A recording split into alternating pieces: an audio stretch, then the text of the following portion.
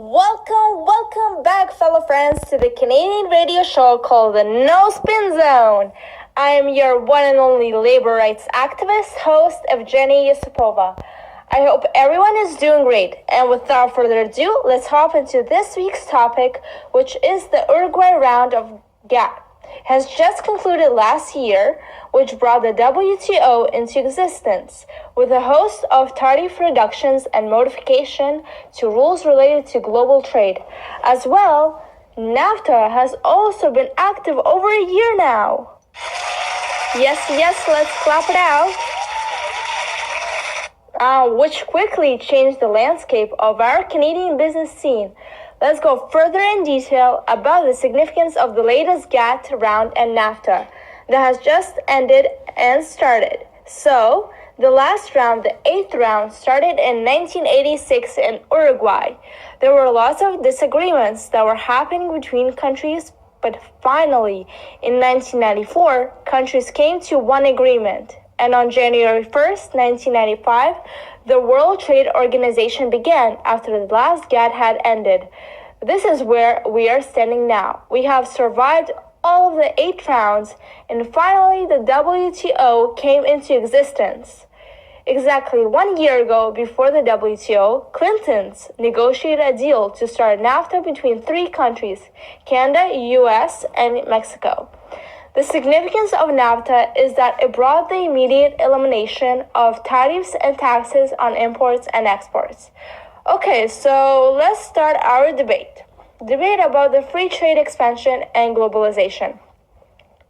Anyone of you that is listening to the show is free to call on the line 185-279839 and voice your opinion whether you agree or disagree what I'm about to say. I will start off by saying that I am for free trade and globalization because there are a lot of more imports and exports of products. It gives countries space to develop new factories, and finally, people have more work opportunities. They can earn money for themselves and their families. The whole point of globalization, in my opinion, is to cooperate and make ties with countries to produce quality products for people and live the best life possible. Am I correct? One of the publicators named Alex Twaisita published a journal about globalization and the convergence of values. Let's see. Here it says it talks about obviously globalization from an ecological and political standpoint. He helped me prove one of my points about imports and exports between countries, in which he wrote this. The enlargement of markets beyond national boundaries means that both sellers and buyers have greater choices. More firms issue equity securities in or obtain financing from international markets. They also find it profitable to sell their goods and services in or buy their raw materials or components from international markets.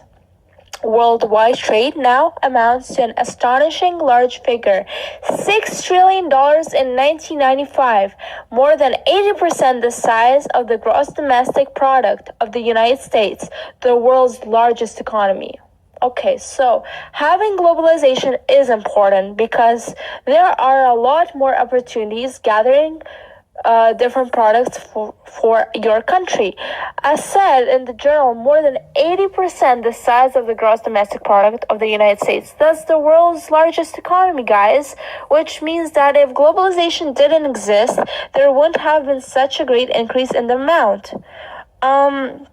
Unfortunately, I see our time is running short. Is that correct? And I hear calls coming in. Let's begin. Yes, hi.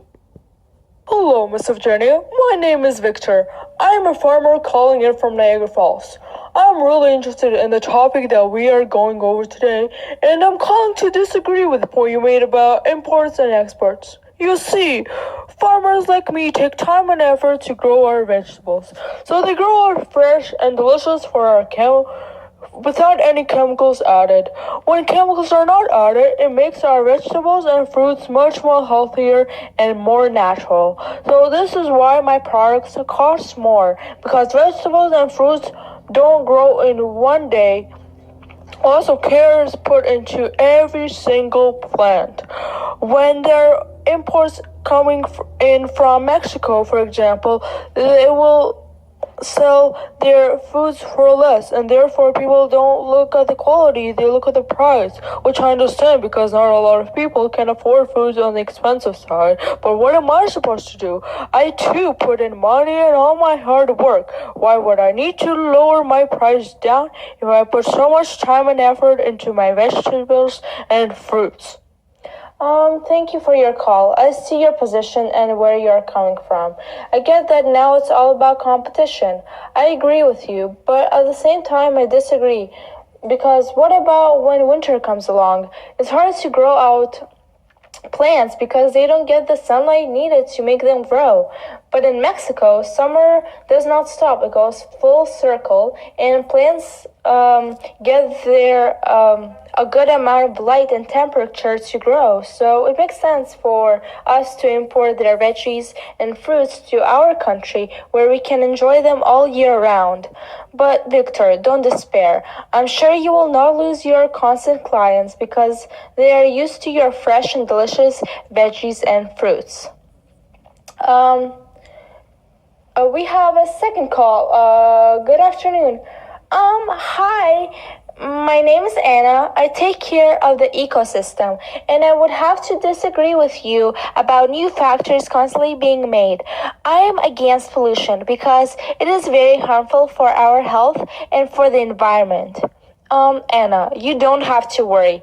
Even though factories are being made, a number of air pollution control technologies such as electrostatic precipitators and baghouses or even filters for PM control help reduce pollution in the environment.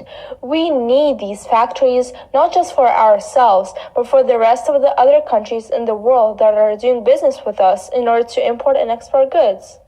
I see we have one last call. Yeah? Okay. For today. And hi, sir. Hi, my name is Dmitry, and I would also have to disagree about the point about imports and exports. I have my own little shop, you see, where where I make drinks and delicious breakfasts, lunches, and dinners. But with globalization, people really come to my shop because many famous and bigger shops are opening across Canada, and I would need to close down all my own shop. So, in conclusion, I'm against globalization. Dmitry, I would have to disagree because you also accept these. You could also accept these new products to your shop if you had so many clients before. They will not stop coming to you because it's like their tradition coming to your place. But if you import new foods to your place as well, customers will not stop coming to you. But more and more will come visit. So do not despair, please.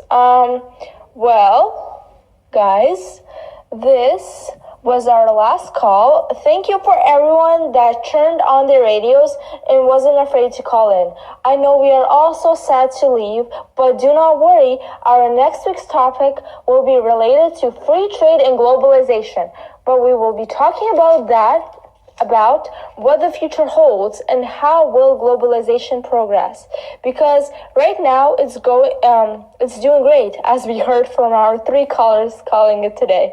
Goodbye, talk to you all guys next week.